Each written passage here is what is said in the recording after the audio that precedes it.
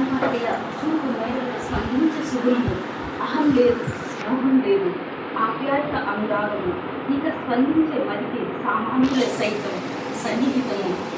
అశోక వనంలో పునాది వేసిన అరుదైన వ్యక్తిత్వం, అశోక చక్రవర్తి అయి విద్యా పరిణామాన్ని వెదచల్లే తత్వం, అవినీతికి అన్యాయానికి ముక్క కడతంతో ముక్కు సూపు తత్వం, హృదయ స్పందనే మందలించే అరవేసిన చిరునవ్వే మానవత్వం.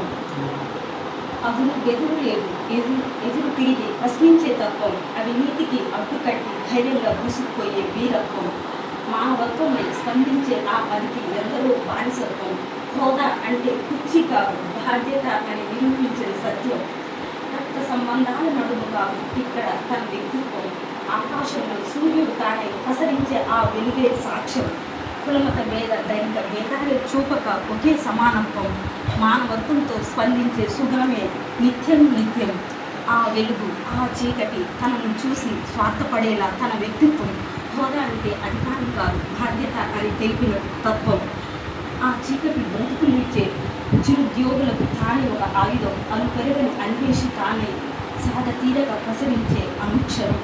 ఐటీడీఏ వనంలో ఆప్తులు తానే, అధికారంలో తన కర్తవ్యం. అమ్మ సరస్వతి ఒడిలో నేర్చినట్టి మానవత్వపు పరిమళాల ఓనమాలు. నాగ బాధ్యత మదిలో కూర్చున్నట్టి మట్టి పరిమళాల భావాల పునాదులు. నలు దిక్కులు ధిక్కారమై నలుగురికి చూపే బాట చిరస్మరణీయం.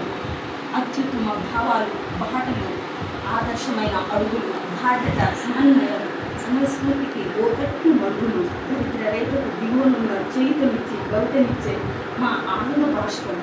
తనం బట్టి రాసే నాలుగు అక్షరాల నా సాహిత్యమే నా బహుమానం. పైసా అవి పెరగని శ్రమ, విలువను నా చేతుల్లో మోసలు. ఆకాశంలో చుక్కలు వేల లక్షలై కలుపుకున్న మెరిసెను. భవిష్యత్తు దారి చూపిన అక్షర జ్ఞాన మహనీయులకు సదా వందనం. ఎల్లప్పుడూ నా జీవితమే రుణం పడే సృజనశీలికి ఆదాగి వందనం.